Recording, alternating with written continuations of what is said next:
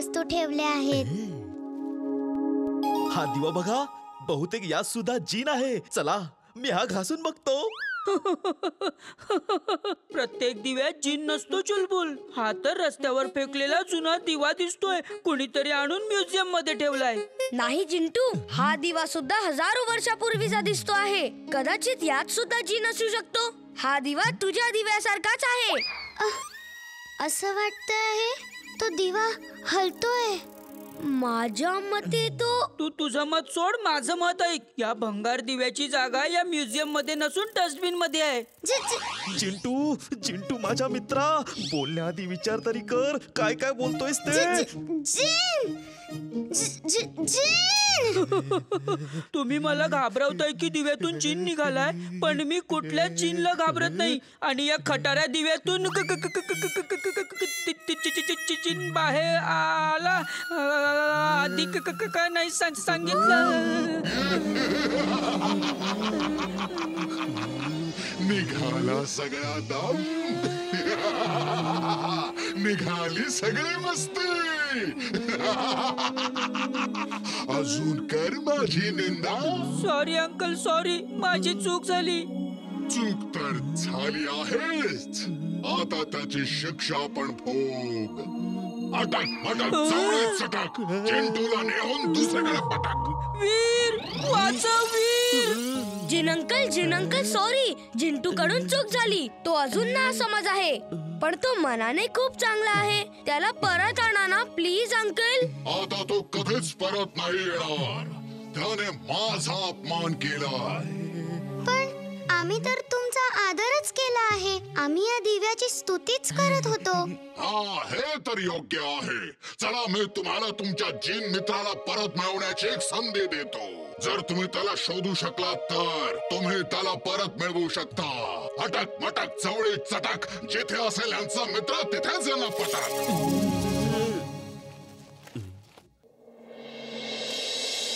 हे तर फुरसतगंजच आहे. याचा अर्थ जिंटूला फुरसतगंज मध्ये लपवून ठेवला आहे. हे माझं फुरसतगंज आहे. माझं जादुई फुरसतगंज. इथे सगळे तुमचे शत्रू आणि माझे मित्र आहेत. प्रत्येक व्यक्ती जादूने भरलेली आहे आणि प्रत्येक गोष्ट जादूने बनलेली आहे. सगळ्या फुरसतगंजला एका विचित्र आजाराने वेढले आहे. हे कोणालाही समजत नाहीये की हा कसला आजार आहे. डॉक्टर्स पण चिंतित आहेत आणि सायंटिस्ट यावर रिसर्च करत आहेत. आजोबा, कालपासून माझे डोळेच मिटत नाहीयेत. मी झोपू शकलो नाहीये आणि या बंटीचं तोंडच बंद होत नाहीये. डास आणि माशा सारख्या घुसताय तोंडात. डॉक्टरांना कळतच नाहीये की काय आजार आहे. हे बघा, बाबांचा हात कसा वाकडा झाला आहे. पूर्ण शहरात असंच काही ना काही सगळ्यांना झालं आहे. आम्ही सुद्धा टीव्हीवर आता हीच बातमी बघत होतो. मी हे शोधायचा प्रयत्न करतो की हा काय आजार आहे.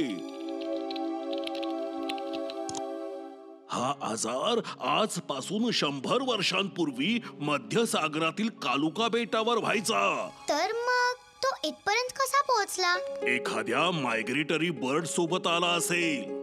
जेव्हा पक्षी एका शहरातून दुसऱ्या शहरात उडत जातात तेव्हा त्यांच्या पायात हे संसर्गजन्य जंतू अडकून त्यांच्या बरोबर येतात. त्या गावकऱ्यांनी याचा इलाज कसा केला? तिथल्याच एका स्थानिक डॉक्टरने यावर इलाज शोधला. तो इलाज या फुलात आहे. या फुलाच्या पाकळ्या खाल्ल्याने किंवा याचा रस काढून प्यायल्याने हा आजार बरा होऊ शकतो. आजोबा, पण ही 100 वर्ष जुनी गोष्ट आहे. आता हे ठाऊक नाही की हे फुल तिथे असेल की नाही. ते तर तिथे जाऊनच बघावं लागेल. वीर, तुम्ही तिघं स्पेसशिप घेऊन जा, पण स्वतःची काळजी घ्या. आजोबा, मी उडणारे पंख पण घेऊन जातो. कोणास ठाऊक एकाच वेळ चुलबुलला पण एकट्याने उडायची वेळ येऊ शकते. तुझं म्हणणं बरोबर आहे वीर. पूर्ण तयारीनिशी जा.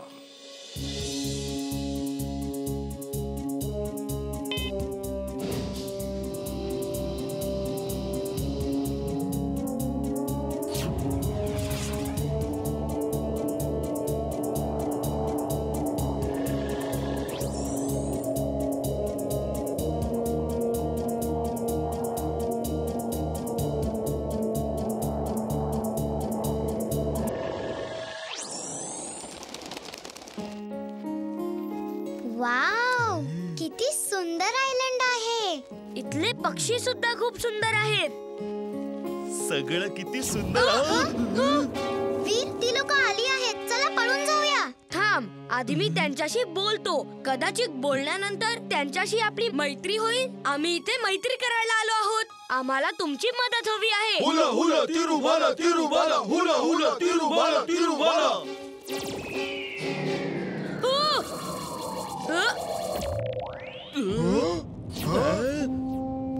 हुला हुला तिरुबाला हुला हुला. इमली, आज चुलबुलचा बर्थडे आहे आणि त्याच्याच लक्षात नाही आहे. चल, आपण त्याला सरप्राईज पार्टी देऊया. येस वीर, चुलबुल सुद्धा सरप्राईज पार्टी बघून खुश होऊन जाईल.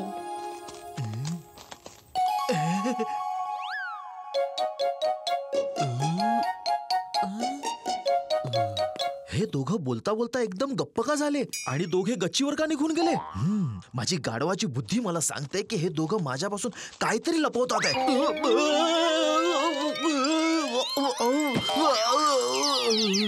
काय झालं चुलबुल? काही नाही. तुम्ही गप्पा मारा. मी ऐकेन की तुम्ही काय गप्पा मारताय ते. इमली, असं वाटतंय त्याला संशय आला आहे की आपण त्याच्यापासून काहीतरी लपवतो आहे. चल वीर, इकडनं पळून जाऊया. आधी फक्त शंका होती, आता तर खात्री झाली आहे. ते माझ्यापासून काहीतरी लपवतायत.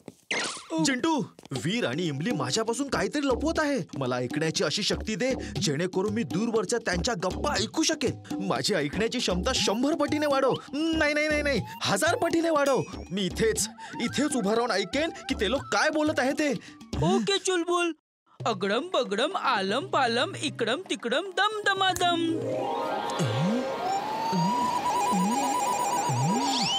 बंद कर. जादू परत घे. माझ्या कानाचे पडदे फाटून जातील.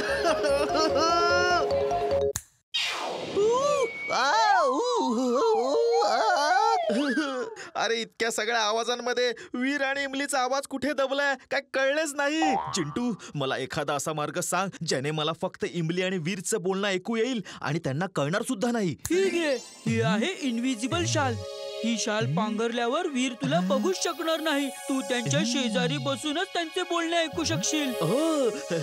थँक्यू चिंटू. मी केक आणि मिठाईची ऑर्डर दिलेली आहे. चुलबुल साठी मी स्पेशल गाजर फ्लेवरचा केक बनवून घेतला आहे. वाव, गाजर फ्लेवर. चुलबुल तर खूप खुश होऊन जाईल. आता मारा गप्पा. जितका मारायचे तितक्या मारा. आता मला सगळं ऐकायला येतंय. हा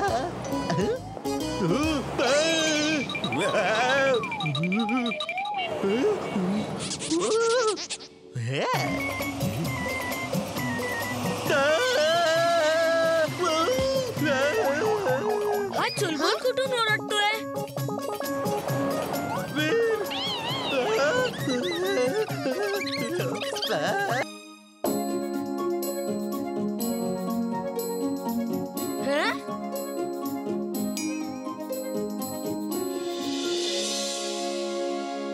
वीर, मी पण या स्पर्धेत भाग घेणार आणि सगळ्यात जास्त दूध पिऊन फर्स्ट प्राइज मिळवणार.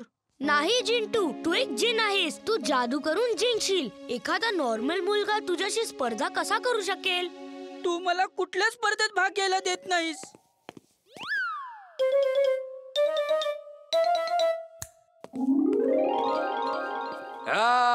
बंधू आणि भगिनींनो, आपलं नाव आहे क्रोधी पैलवान. माझ्या डेअरीमध्ये ही स्पर्धा यासाठी ठेवण्यात आली आहे की जेणेकरून समध्या पोरांना दूध पिण्याची सवय लागावी. म्हणजे जो कोणी पोरगा सगळ्यात जास्त दूध पिणार तोच फर्स्ट येणार. चला मित्रांनो, स्पर्धा सुरू करूया.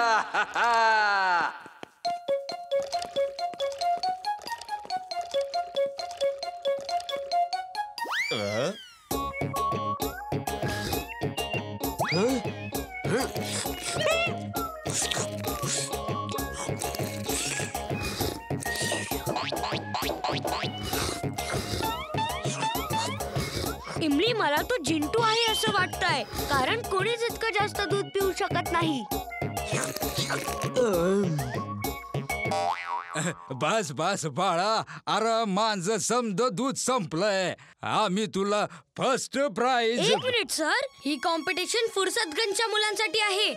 फर्स्ट प्राइज बंटीला मिळायला हवा, कारण हा मुलगा फुरसतगंजचा नाहीये. माझं नाव पिंटू आहे. मी फर्स्ट आलोय.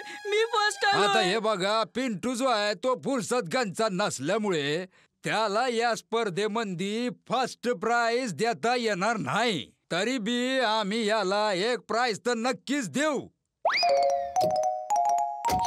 ही ट्रॉफी आहे या मुलासाठी, पिंटू साठी. आणि या स्पर्धेमध्ये फर्स्ट आलाय आपला बंटी. मी जिंकलो. आताच हाती आलेल्या सूत्रानुसार फुरसतगंज मध्ये रोज म्हशी चोरीला जात आहेत. पोलिसांच्या अथक प्रयत्नानंतर सुद्धा चोर पकडला गेलेला नाहीये. आता केवळ न्यू डेअरी मध्येच म्हशी उरल्या आहेत, कारण त्यांची सुरक्षा तेथील पैलवान करत आहेत.